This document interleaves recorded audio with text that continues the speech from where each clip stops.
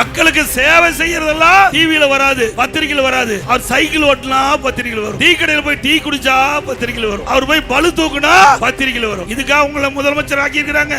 முதலமைச்சர் எதுக்கு ஆக்கி இருக்காங்க? முதலமைச்சரா வந்தா குடிய பிரச்சனை தீர்க்க வேண்டும், நல்ல சாலைகள் அமைக்க வேண்டும், புதிய தொழிற்சாலை கொண்டு வரணும், நல்ல கல்வி கொடுத்து கொடுக்கணும், சட்ட ஒழுங்கை பாதுகாக்க வேண்டும், நாடு பொருளாதார வளர்ச்சி அடையும். இப்படி பல திட்டங்களை நடைமுறைப்படுத்துவதற்கு முதலமைச்சரை தேர்ந்தெடுப்பாங்க. ஆனா தமிழ்நாடு முதலமைச்சர் சைக்கிள் ஓட்டிட்டு இருக்கார். அதுதான் பத்திரிகையில கண்ட பலன். வேற என்ன பார்த்திருக்கிறோம்? உடைய ஆட்சியில் என்ன சாதனை செஞ்ச? நான் பலமுறை கேட்டுட்டேன். திரு ஸ்டாலின் அவர்களே, அண்ணா திமுக ஆட்சியில ஒன்னும் செய்யல போற இடத்துல தவறான தகவலை பரப்பி வரீங்க.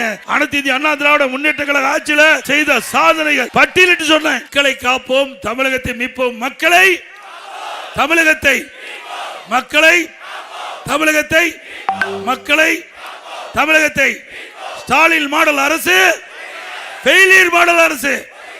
By bye Stalin. நான் சொல்றது அப்படியே திருப்பி சொல்லுங்க. அண்ணா திமுக வின்னிங், அண்ணா திமுக நல்ல ஆட்சி கம்மிங், நல்ல ஆட்சி.